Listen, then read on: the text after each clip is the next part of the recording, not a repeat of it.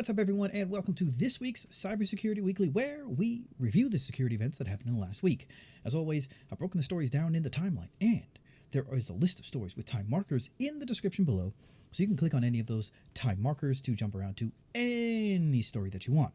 If you find my work valuable, of course, I ask you to hit the like button and share this episode with anyone you know who may benefit from this information. Lastly, of course, if you have not already, please consider subscribing to my channel. A Yandex source code repository allegedly stolen by a former employee of the Russian IT giant has been leaked on a popular cybercrime forum. The announcement published on Breach Forums includes a magnet link to the alleged Yandex Git sources. The threat actor behind the post claims to have obtained 44.7 gigabytes of files in July 2022. All the files are dated back to the 24th of February 2022, the date of the Russian invasion of Ukraine. The threat actor claims the source code repositories contain the source code except the anti-spam rules. The researchers Arseniy Shestakov published a detailed analysis of the leaked repository, which seems to contain the source code for all major services of Yandex, including a list that was in the original article. Since this leak is only contains contents of Git repositories, there's no personal data. There are at least some API keys, but they have likely only been used for testing deployment only. Bleeping Computer contacted the Russian company, which in turn replied that its systems were not breached and that the repository was leaked by a former employee. The company confirmed that it's investigating the data leak. However, it pointed out that user data were not compromised and platform performance has not been impacted.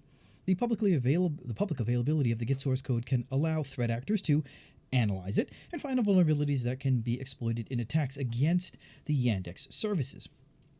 In December 2022, Apple released security updates to address a new zero-day vulnerability tracked as CVE 2022-42886 that is actively exploited in attacks against iPhones. The IT giant released security bulletins for iOS and iPadOS 15.7.2, Safari 16.2, tvOS 16.2, and macOS Ventura 13.1.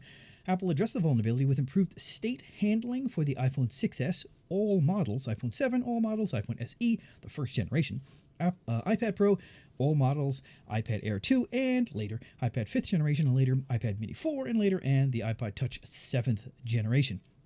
CVE 2022-42856 flaw is a type confusion issue that impacts the WebKit browser engine. An attacker can exploit the bug when processing specially crafted content to achieve arbitrary code execution. Processing maliciously crafted web content may lead to arbitrary code execution. Apple is aware of a report that this issue may have been actively exploited against versions of iOS released before iOS 15.1, reads the advisory published by Apple. A type confusion issue was addressed with improved state handling. The vulnerability was reported by Clément Lessinier of Google Threat Analysis Group. At this time, there are no public details about the attacks exploiting the vulnerability. Apple, last week, has backported the security updates for the CVE 2022-42856 issue to older iPhones and iPads. To secure older devices against attacks exploiting the above issue, Apple released iOS 12.5.7. The patches are now available also for the iPhone 5s, iPhone 6, iPhone 6 Plus, iPad Air, iPad Mini 2, iPad Mini 3, and iPad Touch 6th generation, before we said 7th generation. On December 14th, 2022, the U.S. Cybersecurity Infrastructure Agency added the vulnerability to its known exploited vulnerabilities catalog and ordered federal agencies to address it by January 4th, 2022, which is long gone. The company... Actually, that doesn't make any sense. It should be 2023. Anyway, the company addressed the zero-day bug with improved state handling, again, for the following devices. The BlackCat Ransomware gang added Solar Industries India to the list of victims published on its Tor leak site. The company is a globally recognized industrial explosive manufacturer. It provides complete blasting solutions, including packaged bulk explosives and initiating systems to meet its customer needs across the globe. The BlackCat Ransomware Group claims to have breached the company infrastructure and to have stolen 2 terabytes of data, including secret military data related to weapons production. Because of low security, more than 2 terabytes of sensitive data related to weapons production was stolen from Solar Industries India Limited, reads the message published on the leak site. The data leakage affected all products and classified documents of the company. The data includes full descriptions of engineering specifications, drawings, audits of many weapons, among others. BlackCat published images of the stolen documents and pictures taken from the company's security cameras as proof of the hack. The group invites anyone wishing to bid on all Solar Group data within 24 hours of the publication of its blog to contact them in talks. It is interesting to note that the gang claims to have serious evidence of industrial spying in other countries, including friendly states. Google released Chrome version 109.0.5414.119 for Mac and Linux and 109.0.5414.119/.120 for Windows to address a total of 6 vulnerabilities. 4 of the addressed flaws were reported by external researchers that were awarded $26,500 for their findings. Now, the flaws reported by the researchers included a bunch of stuff. The good news is that Google is not aware of attacks in the wild exploiting any one of those vulnerabilities. The US CISA added the Zoho ManageEngine remote code execution flaw CV 2022-47966 to its known exploited vulnerabilities catalog. The CV 2022-47966 flaw is an unauthenticated remote code execution vulnerability that impacts multiple Zoho products with SAML SSO enabled in the ManageEngine setup. The issue also impacts products that had the feature enabled in the past, meaning it stores that information and doesn't delete it when you disable that feature. The vulnerability was addressed by the company on October 27, 2022. The root cause of the problem is that ManageEngine products use an outdated third-party dependency, which is Apache Santuario. This vulnerability allows an unauthenticated adversary to execute arbitrary code when the above SAML SEO criteria is met, which is it's either enabled or it was enabled at one point and configured. Horizon 3 researchers released last week a proof of concept, or 2 weeks ago, proof of concept exploit for the CVE 2022-47966 along with technical analysis. The experts developed the proof of concept exploit by examining the differences between Service Desk Plus version 14.003 and Service Desk version 14.004. The vulnerability allows an attacker to gain remote code execution by issuing a HTTP post request containing a malicious SAML response. This vulnerability is a result of using an outdated version of Apache Santuario for XML signature validation, reads the analysis. One of the critical pieces is understanding that the information flow uses the client browser to relay all information between the service provider and the identity provider. In this attack, they sent a request containing malicious SAML XML directly to the service provider assertion consumer URL. Researchers tested their proof of concept exploit against Endpoint Central. However, they believe it can work on many of the ManageEngine products that share some of the code base with Service Desk Plus or Endpoint Central. In summary, when Apache Santuario with a version less than 1.4.1, the vulnerability is trivially exploitable and made possible via several conditions. Good news is that at the time of the report, researchers are not aware of attacks exploiting this vulnerability. However, researchers warn that threat actors can start attempting to exploit it soon because there is a proof of concept. According to Binding Operational Directive, BOD 2201, again, I'm not going to read it again, all FCEB agencies have to deal with this flaw by the due date. Experts also recommend private organizations review the catalog and address the vulnerabilities in their infrastructure. So the date given for when this needs to be fixed is February 13, 2023. Cisco fixed a high-severity SQL injection flaw tracked to CVE 2023-20010 with a CVSS score of 8.1 in Unified Communications Manager and Unified Communications Manager Session Management Edition.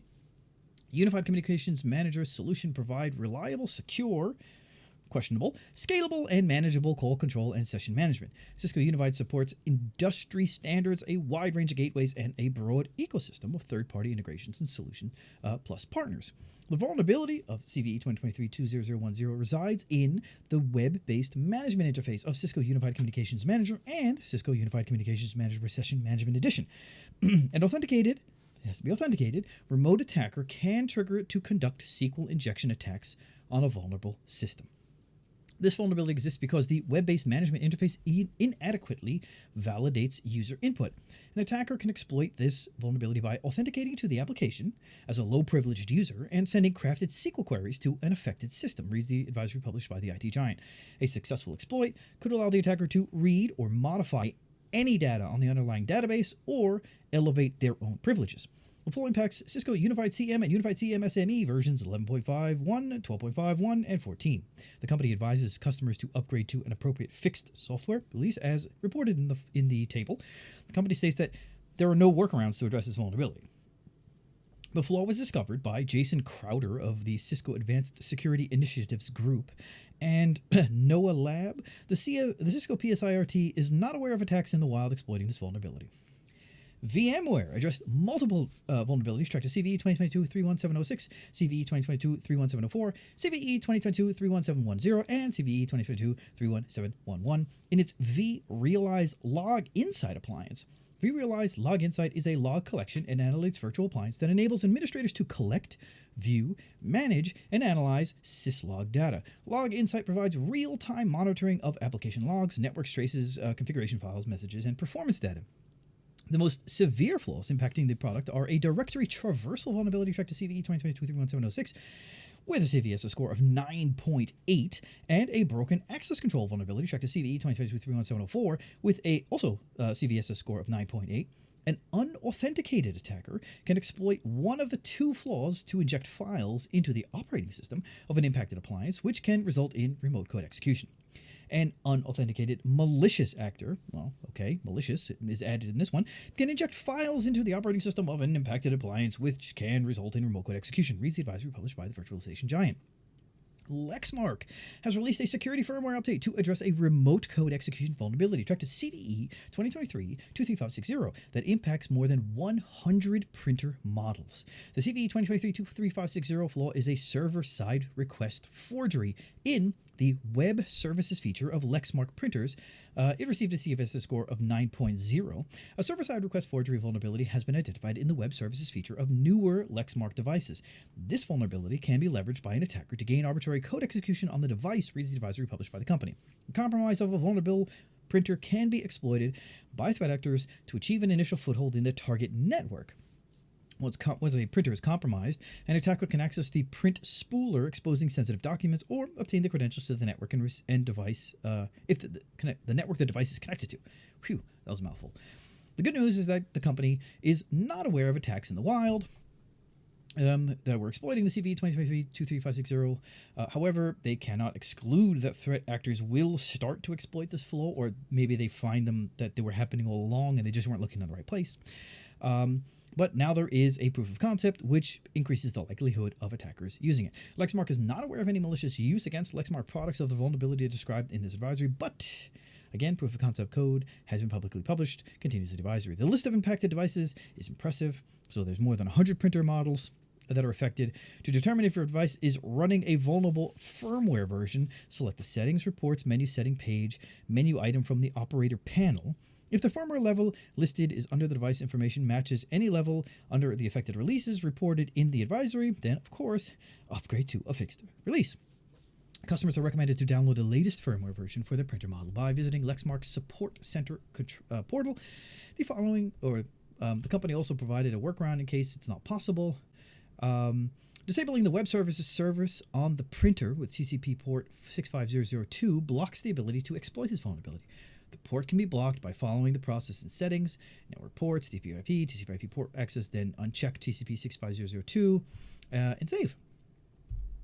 Sentinel-1 researchers spotted a Chinese-speaking actor tracked as DragonSpark that is targeting organizations in East Asia. The attackers employed an open-source tool, SparkRat, along with Golang malware that implements an uncommon technique to evade detection.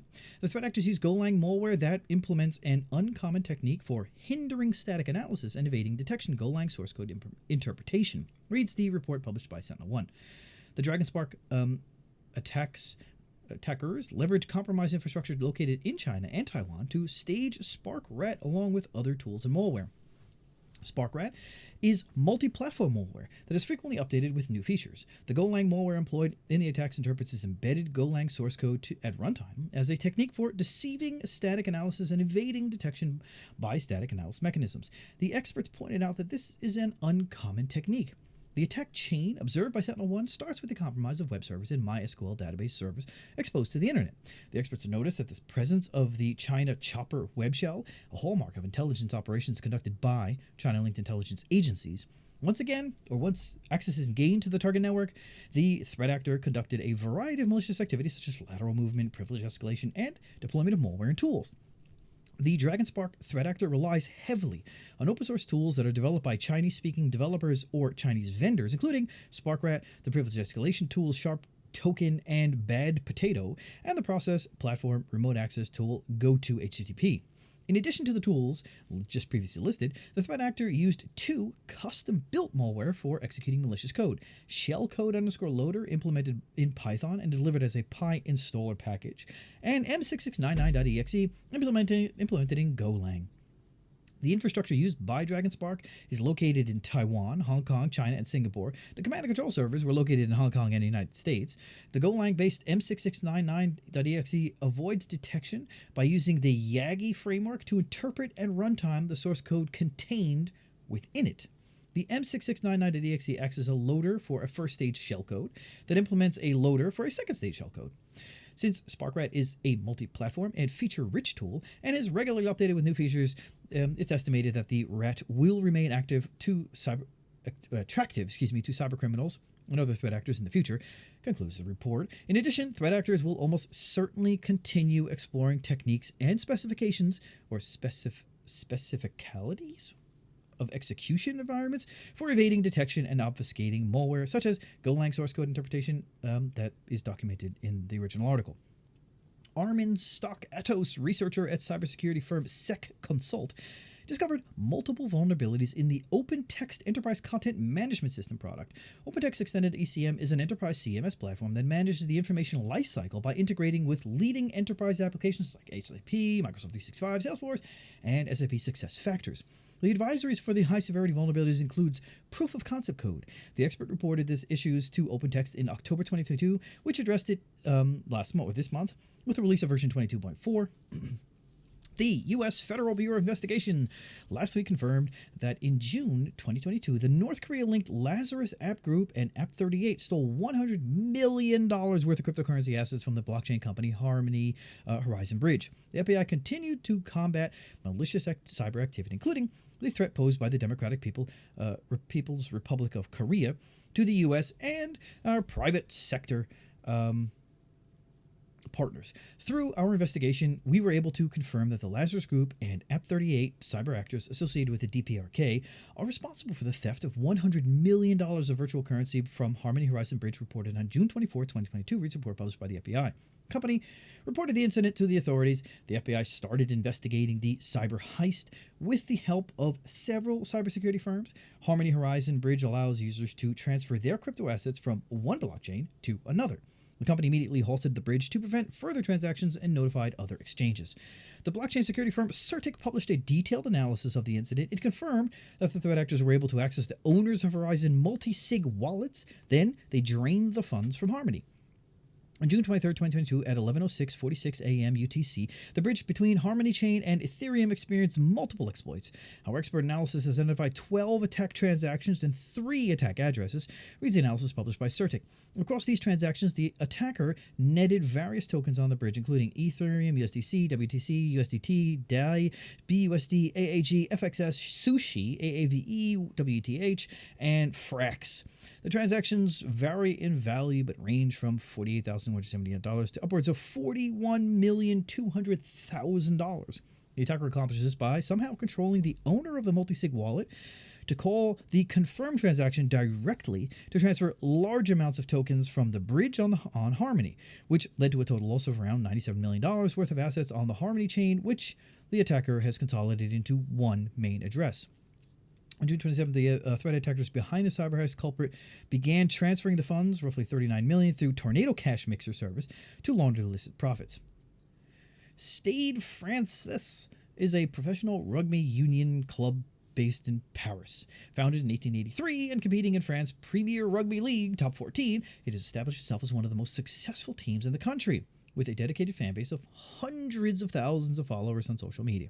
Cyber News recently discovered that the server hosting the official Stade Francais website was leaking its source code through the publicly accessible .git directory.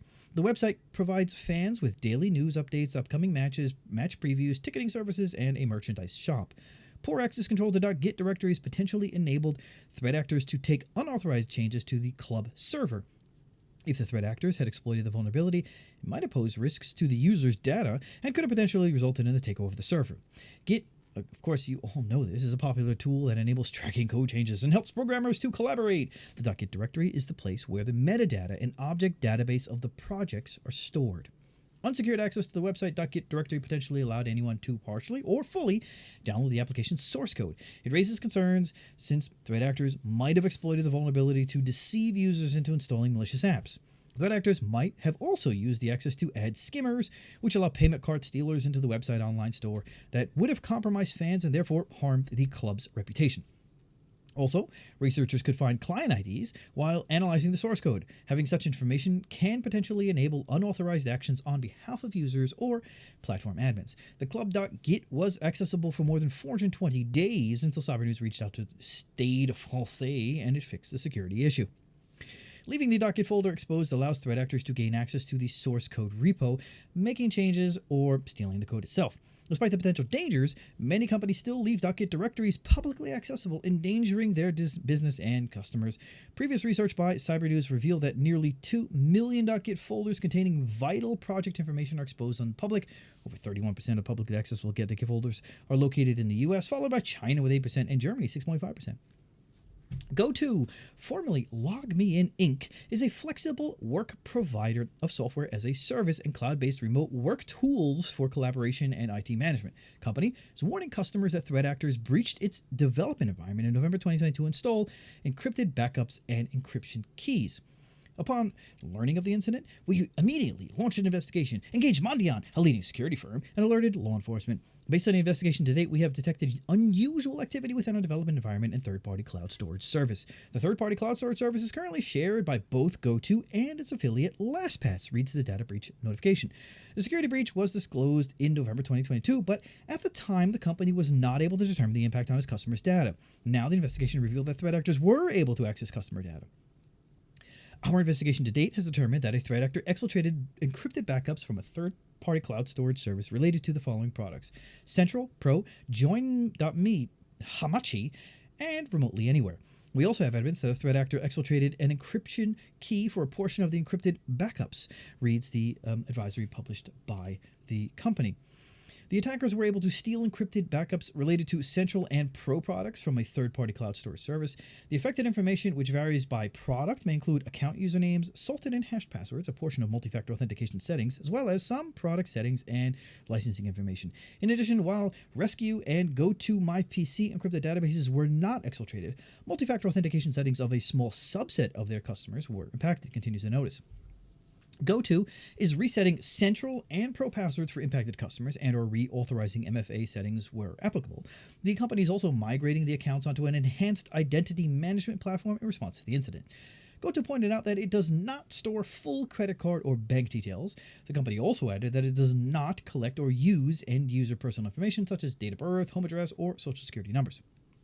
At the end of November 2022, the Amsterdam police arrested a 25-year-old man from Almere who is suspected of having stolen or traded the personal data of tens of millions of people around the world. The investigation into the activity of the man was launched by the Austrian Federal Criminal Investigation Service, which spotted the man offering a dataset on a cybercrime forum in May 2020. The man was offering a dataset containing millions of addresses and personal data from the Gebühren Info Service GmbH, or GIS, which maintains an archive of broadcasting reception equipment, TV, radio, etc. in the country and collects their viewing and listening fees from the citizens. In accordance with the RGG, TV and Radio License Law number 15, whatever that is, all broadcasting reception equipment in use or operational at a given location must be registered.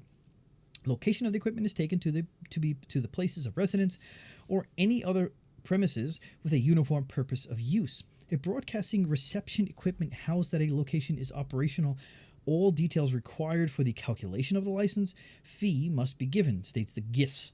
The Australian Federal Criminal Investigation Service purchased the dataset and investigated financial flows and the forum used to advertise the stolen data. The Austrian police were able to trace an IP address used by the threat actor selling the dataset and discovered he was associated with a residential address in Amsterdam. In May 2022, the Public Prosecution Service asked the Amsterdam OM to take over the criminal prosecution of the suspect. The Amsterdam police conducted its own investigation based on data provided by Austrian police and determined that the suspect traded personal and medical data for a long period of time. The team has strong indications that the suspect operated under the username used and would have offered non-public personal data, including patient data from medical records on the forum, for a fee under that name for a long period of time. states the press release published by the Public Prosecution Service. This would not only concern sensitive data of Austrians, but also from people from other countries such as the Netherlands, Thailand, Colombia, China, and the United Kingdom. The cybercrime forum has since been taken offline by foreign police and investigative services. The charge of habitual money laundering concerns cryptocurrency transactions amounting to 450,000 euros in 2022. On December 7th, the Council Chamber of the Amsterdam Court extended the pretrial detention by 90 days, concludes the press release. At the moment, the financial and digital investigation is still in full swing. The Tor leak site used by Hive ransomware operators has been seized as part of an international operation conducted by law enforcement in 10 countries. The Federal Bureau of Investigation seized this site as part of a coordinated law enforcement action taken against the Hive ransomware, reads the message displayed in English and Russian on the Hive ransomware website. Law enforcement also informs visitors that the action has been taken in coordination with the U.S. authorities in Florida and Europol. At the time of the writing, the law enforcement agencies involved in the operation have yet to publish an official statement on the seizure. The threat actors behind the Hive ransomware as a service have extorted $100 million in ransom payments from over 1,300 companies worldwide as of November 2022, reported the U.S. Cybersecurity and Intelligence Authorities. As of November 2022, Hive ransomware actors have victimized over 1,300 companies worldwide, receiving approximately $100 million in ransom payments, reads the alert published by the CISA in November. The authorities reported that from June 2021 through at least November 2022, threat actors targeted a wide range of businesses and critical infrastructure sectors, including government facilities, communications, critical manufacturing, information technology, and especially healthcare and public health. The Hive ransomware operation has been active since June 2021. So in about 1.5 years, it made $100 million. Pretty interesting. Well, anyway, it provides ransomware as a service Hive and adopts a double extortion model threatening to publish data stolen from the victims on their leak site. In April 2021, the Federal Bureau of Investigation released a flash alert on the Hive ransomware Hive operation attacks that includes technical details and indicators of compromise associated with the operation of the gang. According to a report published by blockchain analytics company Chain Analysis, the Hive ransomware is one of the top 10 ransomware strains by revenue in 2021. Again, they made $100 million. The group used various attack methods, including spam campaigns, vulnerable RDP servers, and compromised VPN credentials. In June, Microsoft Threat Intelligence Center researchers discovered the new variant while analyzing a new technique used by the ransomware for dropping .key files. The main difference between the new variant of the Hive ransomware or Hive malware is related to the programming language used by the operators. The old variants were written in the Go language, while the new Hive variant is written in Rust. Europol supported German, Dutch, and U.S. authorities to shut down the servers and provide decryption keys to victims, reads the announcement published by Europol. Human Satori Threat Intelligence and Research Team dismantled a sophisticated ad fraud operation dubbed Vast Flux. The name Vast Flux comes from the evasion technique Fast Flux and Vast, the digital video ad serving template that was abused by threat actors in this fraudulent scheme. Researchers estimated that Vast Flux accounted for more than 12 billion bid requests a day. The malvertising campaign spoofed more than 1,700 apps and 120 publishers and targeted nearly 11 million devices. According to the experts, the Vast Flux operators have a deep understanding of the digital advertising ecosystem. The threat actors evaded ad verification tags to avoid detection. Human Satori Threat Intelligence Research Team uncovered and took down the sophisticated ad fraud operation that they've dubbed Vast Flux. The private takedown of an expansive ad complex threat embodies the power of modern defense and collective protection, reads the report published by Human. Vast Flux was a malvertising attack that injected malicious JavaScript code into digital ad creatives, allowing the fraudsters to track numerous invisible video ad players behind one another and register ad views. Vast Flux exploited the restricted in-app environments that run ads, particularly on iOS, to place bids and display malicious ad banners. Experts reported that several demand-side partners placed a bid for the ad slot. In this case, when the bid was won by Vast Flux, the purchasing bid ad server placed a static banner image in the slot and injected multiple malicious scripts. The injected scripts decrypt the ad configurations, according to a screenshot that they provided. These configurations included a static banner image to put in the ad slot, a single video ad player hidden behind the banner image, and a series of additional parameters for more stacked video players, continues the report. The script then calls home to a command and control server for further information on what to place behind that static banner image. Then, the injected scripts decrypt the ad configurations, which included a static banner image to display in the ad slot, a video player or video ad player behind the banner image, and again, a series of additional parameters for more stacked video players. The received info includes the publisher ID and an app ID that is spoofed by VastFlux geography and language settings and a spoof screen resolution. VastFlux can stack as many as 25 ads on top of one another, allowing crooks to receive the payment for all of them, but not actually showing any to the user. So the activities carried out by the security firm were discussed in the article. Meta Platforms started gradually expanding testing default end-to-end encryption for Messenger. The company announced that over the next few months, its users will continue to see some of their chats gradually being upgraded to end-to-end encryption. We will notify people in these individual chat threads as they are upgraded. We know people will have questions about how to select and upgrade individual threads, so we wanted to make clear that this is a random process, reads the announcement.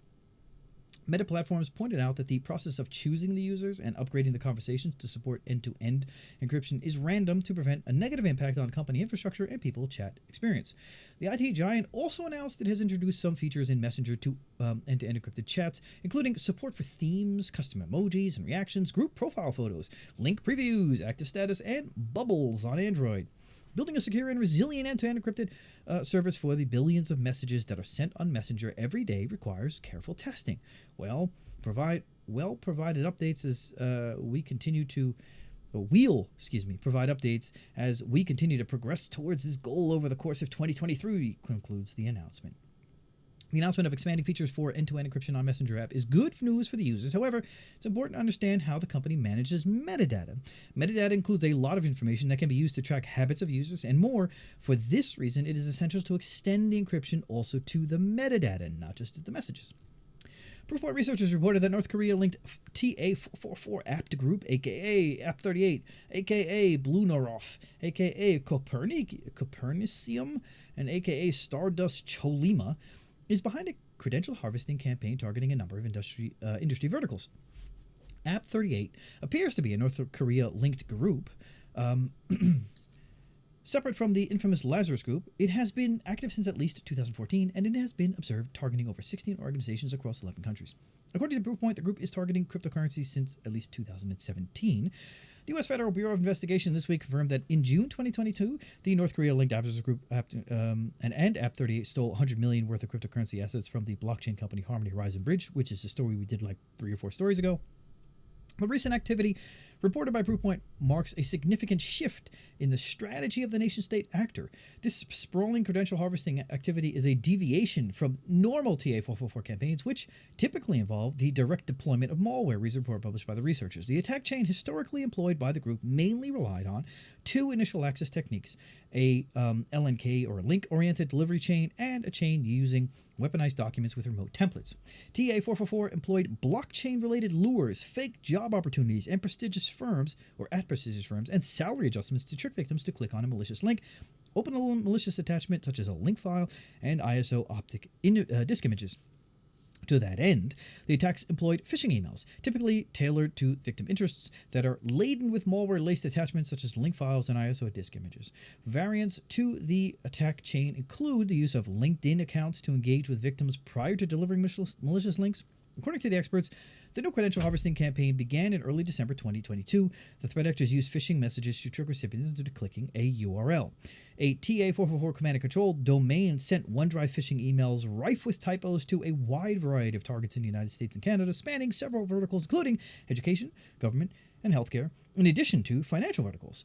The lure emails enticed users to click a send grid URL, which redirected to a credential harvesting page, continues the report.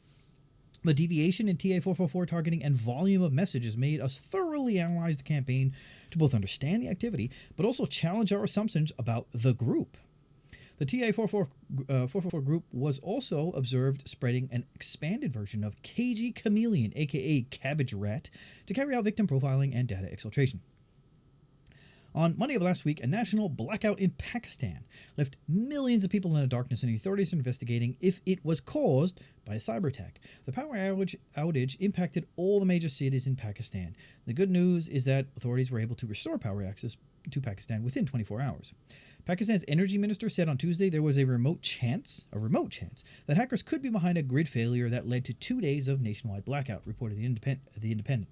Khurram Badastgir told the media that the country power supply has been restored. Cyber attacks against critical infrastructure such as power grids are very dangerous, of course. Some of the most clamorous attacks observed in the past hit Ukraine in 2015 and 2016. Prime Minister Shehbaz Sharif established a pool tacked on in the investigation into the incident, whatever that means. On behalf of my government, I would like to express my sincere regrets for the inconvenience of our citizens, or that our citizens suffered due to power outage yesterday. On my orders, an inquiry is underway to determine reasons for the power failure. The energy minister warned of another power outage that could happen in the next days because nuclear and coal power plants in the country are still facing problems and are not yet fully recovered. According to the media, some power generation units had been intentionally and temporarily turned off on Sunday night to save energy expenditure, a common procedure in winter, but operators were not able to turn them on again Monday morning. The investigators have to shed light on the problems that occurred on Monday morning. When the systems were turned on at around 7:30 a.m. one by one, frequency variation was reported in the southern part of the country between Jamshoro and Dadu. There was a fluctuation in voltage and power generating units were shut down one by one due to cascading impact, Dastgir Khan explained. Microsoft published a post to urge its customers to protect their Exchange servers because threat actors actively attempt to exploit vulnerabilities in unpatched installs. The IT giant recommends installing the latest available cumulative update and security update on Exchange servers. There are too many aspects of unpatched on-premise Exchange environments that are valuable to bad actors looking to exfiltrate data or commit other malicious acts, reads the post published by Microsoft. First, user mailboxes often contain critical and sensitive data. Second, every Exchange server contains a copy of the company address book, which provides a lot of information that is useful for social engineering attacks, including organizational structure, titles, contact info, and more. And third, Exchange has deep hooks into and permissions within Active Directory, and in a hybrid environment, access to the connected cloud environment.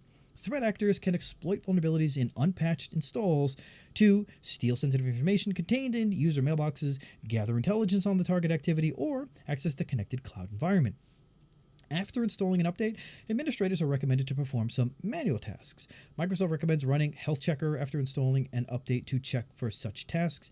Health Checker provides them with links to articles that provide step-by-step guidance. The IT giant pointed out that mitigations are designed to provide temporary protection until a SU is available. However, they can become insufficient to protect against all variations of attack. For this reason, it is essential to install application security updates. PayPal announced that 34,942 customers' accounts have been compromised between December 6th and December 8th, 2022. The company added that the unauthorized access were the result of credential stuffing attacks and that its systems were not breached. The company sending out breach notification letters to the impacted customers. Threat actors had access to names, addresses, social security numbers, individual tax identification numbers, dates of birth for PayPal users, and of course, transaction histories. On December 20th, 2022, we confirmed that unauthorized parties were able to access your PayPal customer account using your login credentials. We have no information suggesting that any of your personal information was misused as a result of this incident, or that there are any unauthorized transactions on your account. There is also no evidence that your login credentials were obtained from any PayPal systems, reads the letter sent by the company to the affected customers. Based on PayPal investigations to date, we believe that this unauthorized activity occurred between December 6, 2022 and December 8, 2022, when we eliminated access for unauthorized third parties. During this time, the unauthorized third parties were able to view and potentially acquire some personal information for certain PayPal users. The company added that it has not delayed the notification as a result of any law enforcement investigation. Credential stuffing, as you may know, is a type of attack in which hackers use automation and lists of compromised usernames and passwords to defeat authentication and authorization mechanisms with the end goal of account takeover and or data exfiltration. In other words, bad actors glean lists of breached usernames and passwords and run them against desired logins until they find some that work. Then they enter those accounts for the purpose of abusing permissions, siphoning out data, or both. PayPal reset the passwords of the affected accounts and will force impacted users to create new passwords the next time they log into their account. The financial technology company is offering 2 years of Equifax identity monitoring services to the impacted customers, which is not typical if it's found to be a credential stuffing attack versus, them getting breached. But that includes fraud alerts and up to $1 million of identity theft insurance coverage for a specific list of out-of-pocket expenses resulting from identity theft. Alan Gall, CEO of Hudson Rock, warns that over 1 million of PayPal credentials are available in the cybercrime underground, explaining that they were obtained using InfoStealer infections.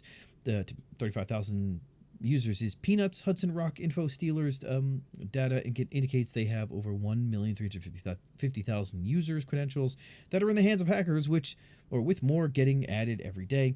Not to mention some compromised PayPal employees as well, said Gall. Database leaks credential stuffing is so passé. Today, hackers use credentials from compromised computers. Palo Alto Network's researchers reported that between August and October 2022, the number of attacks that attempted to exploit a Realtek Jungle SDK remote code execution with CVE 2021-35394 with a CVSS score of 9.8 accounted for more than 40% of the total number of attacks. Realtek Jungle SDK version 2.x up to version 3.4.14b provides a diagnostic tool called MP-Daemon that is usually compiled as UDP server binary. The binary is affected by multiple memory corruption vulnerabilities and an arbitrary command injection vulnerability that can be exploited by remote, unauthenticated attackers, reads the description of this flaw. As of December 2022, experts observed 134 million exploit attempts in total leveraging this flaw, and about 97% of these attacks occurred after the start of August 2022. The experts warn that the attacks conducted by multiple threat actors are still ongoing. A large number of these attacks attempted to deliver malware to vulnerable IoT devices. Most of the malware samples analyzed by the researchers belong to Mireille, Geff, Geit, and Mosey families. 134 million attack attempts. Now, Palo Alto Networks also observed a new distributed IoT denial of service botnet developed in Golang tracked as Red Gobot. The Red Gobot botnet was involved in multiple campaigns. The first one observed in early September 2022 when the threat actor tried to deliver a shell script znet.sh downloaded from some IP address utilizing wget. A second Red Gobot campaign was observed in November 2022 when the threat actor used a shell script with wget and curl to download the following download botnet clients from an IP address. The Red Gobot can perform DDoS attacks on HTTP, ICMP, TCP, UDP, VSE, and OpenVPN protocols. It has been estimated that the flaw, CVE 2021-35394, affects almost 190 models of devices from 66 different manufacturers. The analysis of the attacks in the wild revealed the use of 3 types of payloads. The analysis of the origin of the attacks revealed that the United States is the main source of the attacks with 48.3% of the total, followed by Vietnam with 17.8% and Russia with 14.6%. However, they have to consider that the attackers might have used proxy servers and VPNs located in those countries to hide their actual physical locations. The surge of attacks leveraging CVE 2021-35394 shows that threat actors are very interested in supply chain vulnerabilities, which can be difficult for the average user to identify and remediate. These issues can make it difficult for the affected user to identify the specific downstream products that are being exploited, concludes the report. Researchers Maya Arson Cremu discovered a U.S. no-fly list hosted on an unsecured server run by U.S. carrier Commute Air. The TSC no-fly list is a list of people who are prohibited from boarding commercial aircraft for travel within, into, or out of the United States.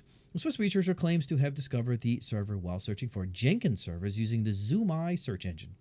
While analyzing 20 exposed servers, she noticed familiar words such as ACARS, crew, and so on, which are associated with the aviation industry. She noticed 2 projects on the server named No-Fly Comparison and No-Fly Comparison V2, which seemingly take the TSA no-fly list and check it if any of the crew members of the Commute Air airline was included. Crime W discovered hard-coded credentials and S3 bucket names. Then she used them to access the actual list. The researchers found AWS credentials that gave her access to the entire AWS infrastructure via AWS CLI, numerous S3 buckets, dozens of DynamoDB tables, as well as various servers and much more. Krimu discovered a file named nofly.csv, which is a legitimate US no-fly list from 2019 containing over 1.56, I guess it's million records, and if it only contained 1.56 records, that would be kind of weird. First names, last names, and dates of birth belonging to people with suspected or known ties to terrorist groups. 3 CSV files, employee information CSV, nofly.csv, and selectee.csv, all committed to the repository in July 2022. The no-fly CSV is about 80 megabytes in size and contains over, here it is, 1.56 million rows of data. This has to be the real deal. We later get confirmation that it is indeed a copy of the no-fly list from 2019, reads the post published by the researchers. Krimu also discovered personally identified information for each crew member, including full names, addresses, phone numbers, passport numbers, pilot license numbers, and their next line check when it's due, and much more. This is her speaking. I had trip sheets for every flight, the potential to access every flight plan ever, a whole bunch of image attachments to bookings for reimbursements, flights containing yet again more personally identifiable information, airplane maintenance data, you name it, continues to post. Commute Air confirmed the data leak and the authenticity of the no-fly list. It added that the unsecured server was part of a testing environment. In a statement to the Daily Dot, Commute Air said that the exposed infrastructure, which is described as a development server, was used for testing purposes, reports the Daily Dot. Commute Air added that the server, which was taken offline prior to publication after being flagged by the Daily Dot, did not expose any customer information based on an initial investigation. Commute Air also confirmed the legitimacy of the data, stating that it was a version of the federal no-fly list from roughly 4 years prior. Riot Games, American video game developer, publisher, and esports tournament organizer, known for the creation of the popular games League of Legends and Valorant. Last week, 2 weeks ago, threat actors hacked the company systems in its development environment. Riot Games announced it will delay the release of game patches after the security breach. The cyber attack temporarily impacted the ability of the company to release content, including the patches for its titles. Unfortunately, this has temporarily affected our ability to release content. While our teams are working hard on a fix, we expect this to impact our upcoming patch cadence across multiple games. Heads up, players, this may impact our delivery date for patch 13.2. The league team is working to stretch the limits of what we can hotfix in order to deliver the majority of the planned and tested balance changes on time. The head of League Studio, Andre Van Roon, confirmed that patch 13.2 would not be canceled despite the problems the company is facing. They will, nothing that would have been in 13.2 will be canceled. We might just have to move things that can't be hotfixed, e.g. art changes, to a later date instead. Gaming firms are privileged targets for threat actors. In June 2021, hackers compromised the network of the gaming giant Electronic Arts, or EA, and claimed to have stolen approximately 780 gigabytes of data. In January 2021, the threat intelligence firm Kayla reported the availability for sale of the credentials in multiple hacking forums and criminal marketplaces. Over 500,000 credentials for the top 24 leading game firms, including Ubisoft, were leaked online in September 2022. A hacker used 2,000 games support, or 2K games support desk to send malware to the gamers. Hey folks, please read an important message from blah, blah, blah. Thank you, blah, blah, blah. There's a tweet. Researchers from Kaspersky observed roaming mantis threat actors using an updated variant of their mobile malware robot to compromise Wi-Fi routers and hijack DNS settings.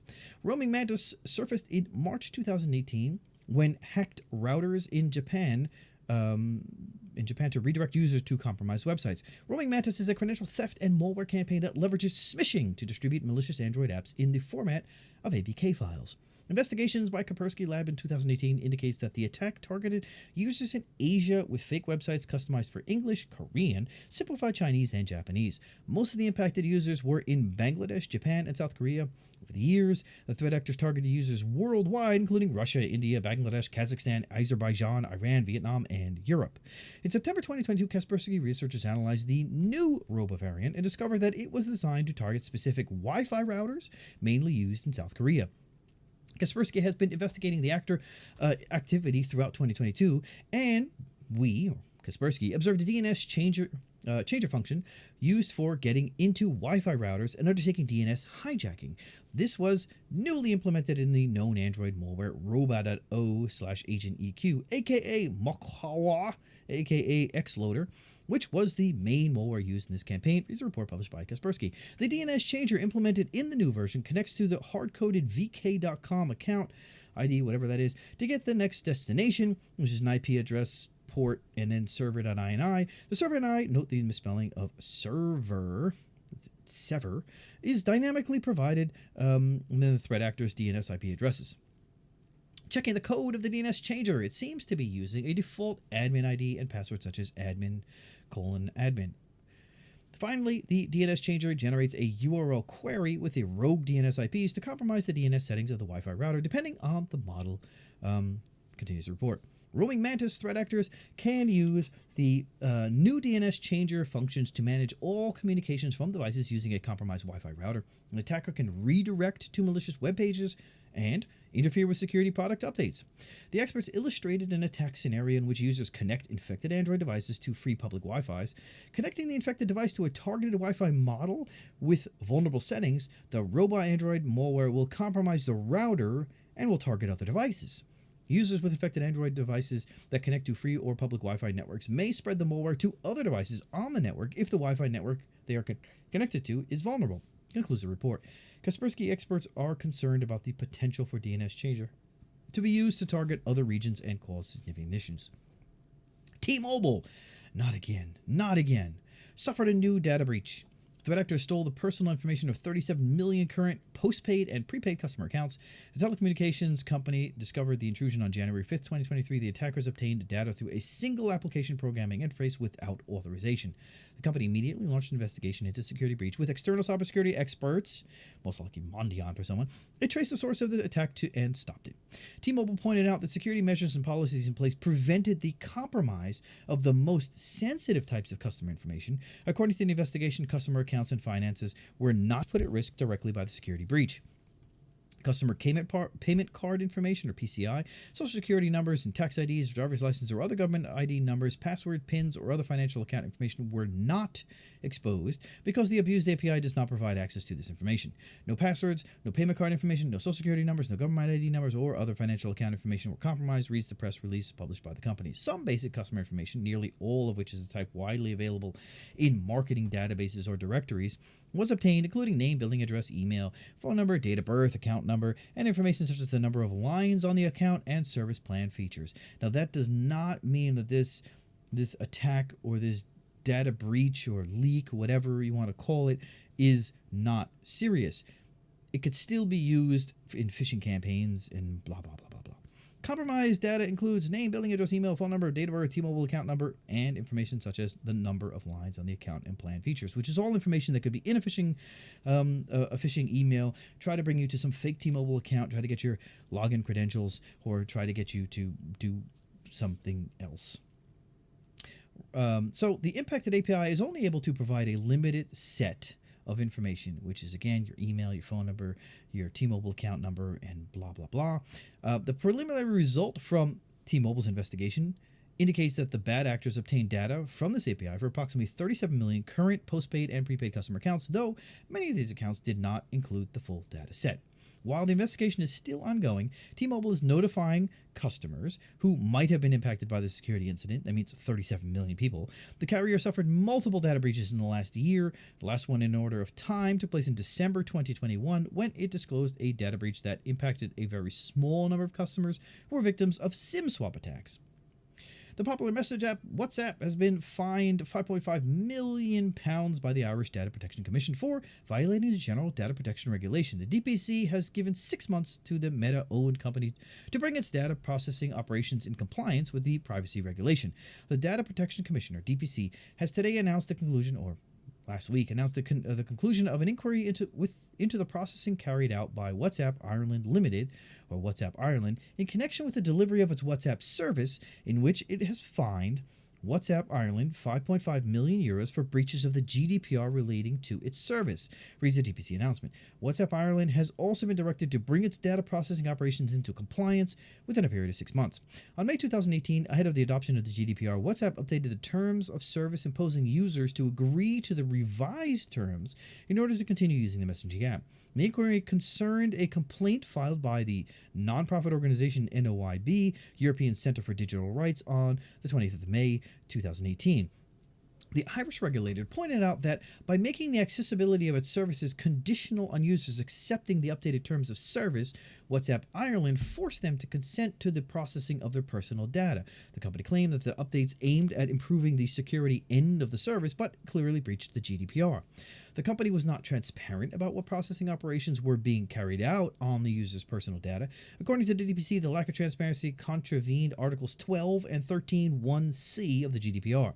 The final decision, adopted by the DPC on 12th of January 2023, reflects the EDPB binding determination as set out. Continues the announcement. Accordingly, the DPC decision includes findings that WhatsApp Ireland is not entitled to rely on the contract legal basis for the delivery of service improvement and security, excluding what the EDPB terms as IT security, for WhatsApp service, and that its processing of this data to date in purported reliance on the contract legal basis amounts to a contravention of Article 6(1) of the GDPR. While they only got fined 5.1 or 5.5 million euros, I guess you can ask them. We strongly believe that the way the service operates is both technically and legally compliant, a WhatsApp spokesperson said. Of course, WhatsApp's going to say that. We rely upon contractual necessity for service improvement and security purposes because we believe helping keep people safe and offering an innovative product is a fundamental responsibility in operating our service. In a post published by NOIB, the organization claims that WhatsApp doesn't encrypt metadata and shares it with Facebook and Instagram, which uses this information to customize ads. The organization pointed out that metadata can be used to acquire knowledge of the communication behavior of users, including who communicates with whom and when, who uses the app, when, for how long, and how often. Researchers from cybersecurity firm NCC Group published technical details on two vulnerabilities tracked to CVE 2023-214433 and CVE 2023-21434 in Samsung Galaxy Store that could be exploited to install applications or execute malicious JavaScript code. The vulnerability, CVE 2023-21433, is an improper access control that can allow local attackers to install apps from the Galaxy App Store.